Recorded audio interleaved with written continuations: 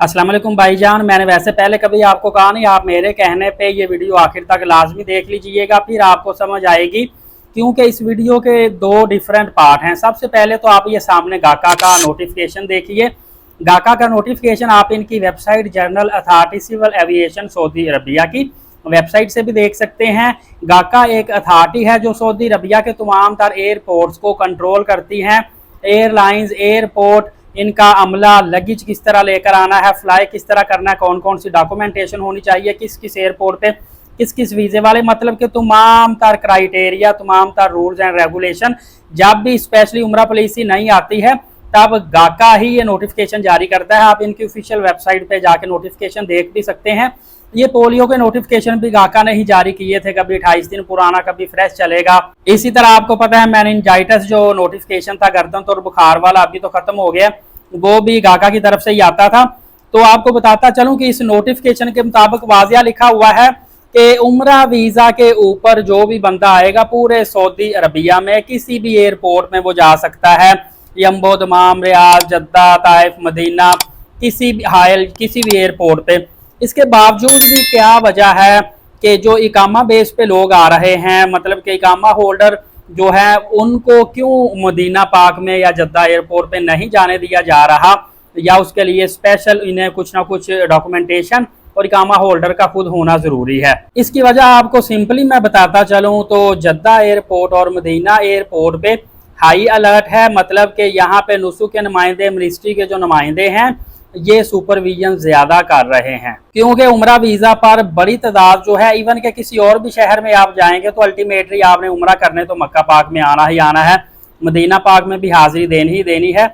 इसी वजह से यहाँ पे नुमाइंदे ज्यादा है, यहाँ पे मसला ज्यादा पेश आ रहा है। इस हवाले से मैंने पीछे 2-3 वीडियो में बताया हुआ था कि इकामा होल्डर किस किस बेस पे किस तरीके से इन दोनों शहरों में आ सकते हैं। और आपको बताता चलूँ कि ये जो मिनिस्ट्री के नुमाइंदे हैं, इनको ऑलरेडी आपकी आमद की इतला भी होती है और ये आपको ट्रैक भी कर रहे होते हैं। आप ये मत समझिएगा कि इनको मालूम नहीं होता। अब तो वैसे ही शिरके की तरफ से जिस बंदे ने जिस एयरलाइन पे, जिस डेट पे, जिस एयरपोर्ट पे जाना होता है, ये सारे की सारी इतला मिनिस्ट्री को पहले से दे दी जाती है। और इनकी बड़ी तादाद में जो नुमाइंदे हैं, वॉलंटियर है, खिदमतगार हैं, वो आपको ट्रैक कर रहे होते हैं। इसलिए सम टाइम अचानक से भी छापा होटलों पे पड़ता है, बंदा मौजूद ना हो या कोई वायलेशन की हो तो पेनल्टी भी बढ़ती है। अब यही वजह है कि एक मैं आपको टेक्निकल बड़े पते की बात बताने लगा हूँ। इंडिविजुअल आप इन दिनों में वीज़ा लेंगे ना ट्रैवल एजेंट से, तो ट्रैवल एजेंट आपको वीज़ा नहीं देगा, इधर उधर करेगा, कोशिश करेगा कि आप किसी तरीके से ग्रुप की सूरत में ही चले जाएं, इंडिविजुअल ट्रैवल ना करें।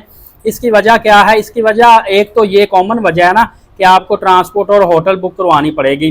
दूसरा ये वजह है कि इसकी वजह से इंडिविजुअल उम्रा जो है ये एक्सपेंसेस काफ़ी ज़्यादा हाई हो जाते हैं, और दूसरी तरफ ट्रैवल एजेंट का जो प्रॉफिट मार्जिन है वो कम रह जाता है और उसका रिस्क बढ़ जाता है। इस वजह से वो इतना बड़ा रिस्क नहीं लेता कि थोड़ी सी प्रॉफिट के पीछे इतना बड़ा रिस्क ले। क्योंकि ट्रैवल एजेंटों ने, ये सऊदी अरबिया ने उम्रा सिस्टम ही इस तरह का निकाला है कि जब तक बंदा उम्रा करके वापस अपने घर नहीं पहुंच जाता, बेचारे ट्रैवल एजेंट को टेंशन ही रहती है। किसी जगह पे कोई भी मसला परेशानी होती है, फंसते ये बेचारे सर्विस प्रोवाइडर वाले हैं। मैं समझता हूँ ये जितनी भी प्रॉफिट कमा लें थोड़ी है, बाकी इनके नसीब में इन दिनों में तो प्रॉफिट कम ही आ रही है। जिस तरह की सऊदी अरबिया की तरफ से नई से नई पॉलिसीज आ रही हैं, कभी ये बगैर बताए वीज़े बंद कर देते हैं, और जो एडवांस में टिकट्स उठाई होती हैं बेचारे आटा ग्रुपों ने, उनकी टिकट्स ज़ाया हो जाती है। इसी तरह हज के दिनों में कितनी ज़्यादा मुश्किलात पेश आई, रमज़ानुल मुबारक के स्टार्ट पे कितनी ज़्यादा मुश्किलात पेश आई। ये अनएक्सपेक्टेड चीज़ें इतनी ज़्यादा 2025 में हुई हैं कि बेचारे ट्रैवल एजेंट भी मुसीबत में हैं, आम उम्रा ज़ायरीन भी फंसे हुए और मुश्किलात का शिकार हैं। अभी जैसे ही उम्रा सीज़न खुला था, आप देख लें कि मदीना पाक बल्कि मक्का पाक में तब ऑपरेशन जारी था, गैर मुसन्नफ होटल बंद कर दिए गए थे और नुसुक से सिर्फ रजिस्टर्ड होटल मक्का के और मदीना पाक के वो आप बुकिंग करवा सकते थे। अब सूरत हाल ये है कि मक्का पाक से ज़्यादा ऑपरेशन मदीना पाक में जारी है। यहाँ पे जो नुसुक में रजिस्टर्ड होटल भी हैं वो भी बंद किए जा रहे हैं। और आपको एक अजीब बात बताऊं कि कंपनीज का जिन होटल्स के साथ कॉन्ट्रैक्ट है, सिर्फ अपने हाजियों को उन कंपनीज उन होटल्स में ही ठहरा सकते हैं, दूसरे होटल्स में नहीं ठहरा सकते।